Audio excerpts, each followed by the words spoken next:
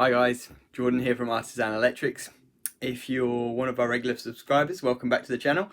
And if you're new here, I'm Jordan and I hope you enjoy this video.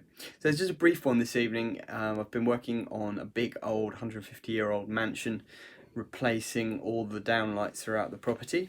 Quite an interesting little project, and I've been fitting a Lutron smart lighting system, which has been really interesting. It's an amazing system. This video, I'm just going to briefly talk to you about lath and plaster ceilings and how tricky it can be installing downlights in those crumbly old lime plaster ceilings. So I'll show you a little bit what I've been up to and a few little tricks that I've learned over the years of how to deal with those ceilings. You'll see some products as well that you might find interesting, and I'll leave you a link in the description below so you can have a look at where you can buy those products. They might help you on some jobs if you've got some similar work coming up. And as always guys, if you enjoyed this video, please hit that like button and subscribe to the channel for more videos coming soon. So as an apprentice in college, you're never gonna see this. But in real life, we come across it sometimes. It's called lath and plaster. Basically, it's old wooden battens called laths, often made of oak, and then plaster was smeared over them to make the final finish for the wall. Often the plaster contains horsehair and lime, and basically it's a very old-fashioned way of doing things. You can find it in houses sort of 80, 100 years old and more. This house that I'm working in now is 150 years old. And I'm replacing all the downlights throughout the house. There's over 140 of these downlights to replace. Getting rid of these old halogens, basically, and putting in LED downlights, and I'm putting in smart controls for them by means of a Lutron system, Lutron RA2 Select. But I just want to show you these ceilings because they're quite crumbly, and there's a bit of a knack to installing the new downlights neatly without causing half the ceiling to fall down.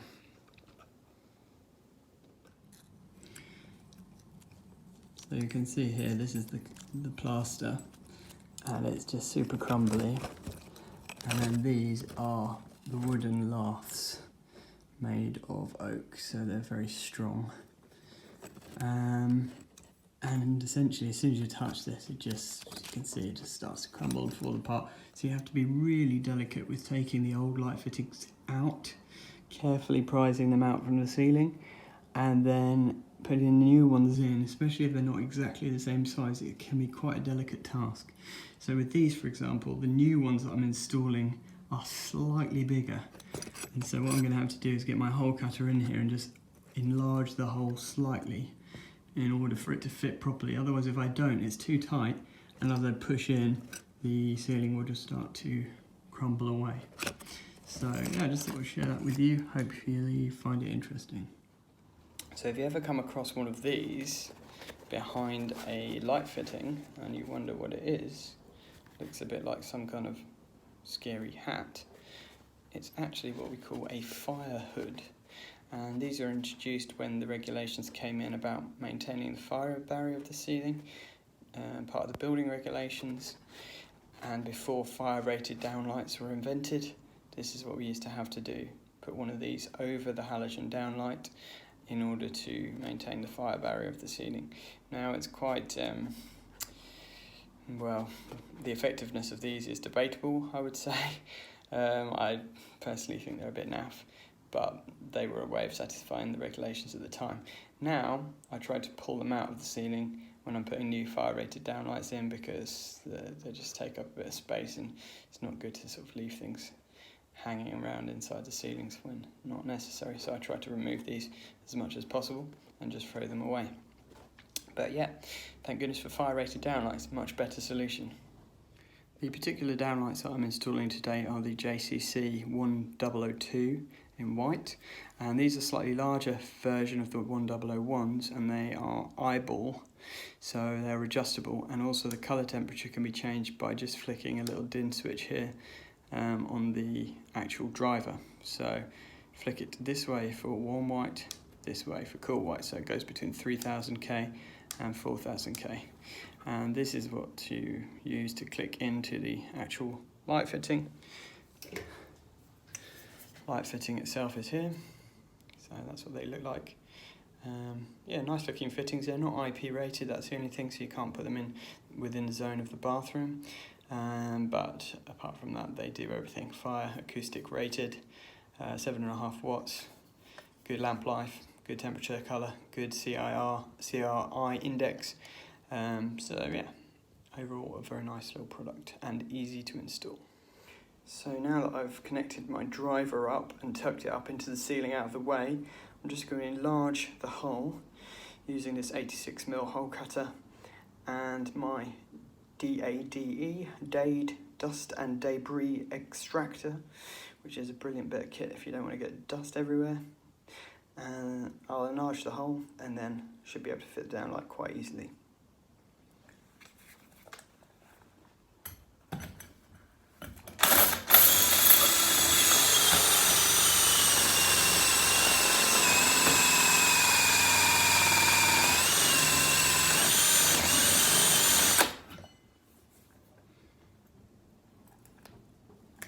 So as you can see, that has just enlarged the hole slightly. It does pretty much burn when you cut these laths because they're so solid. You need a nice sharp hole cutter, but it always makes a little bit of smoke. But hopefully now that downlight will fit quite easily.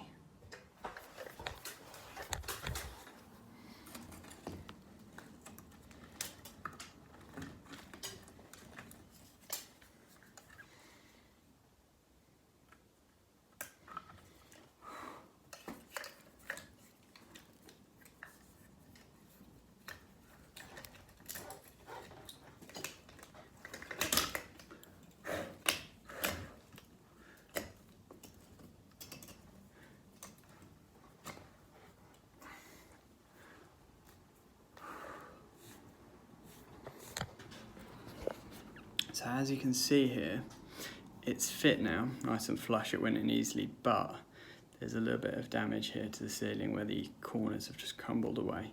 So what I'm going to do is get a bit of filler, just fill that in, some one-hit white filler, and then it'll be as good as new. You'll hardly be able to see the damage.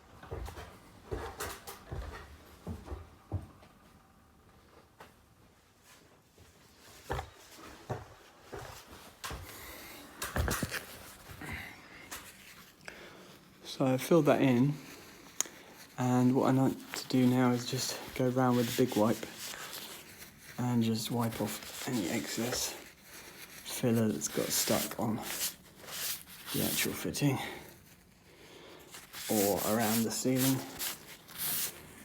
And there we go, that is now, from a distance, you can hardly see that there was any bits missing, and if the customer really wants to, they can obviously touch the paint up, but that won't be hardly visible from down below. So I hope that video was of benefit to you.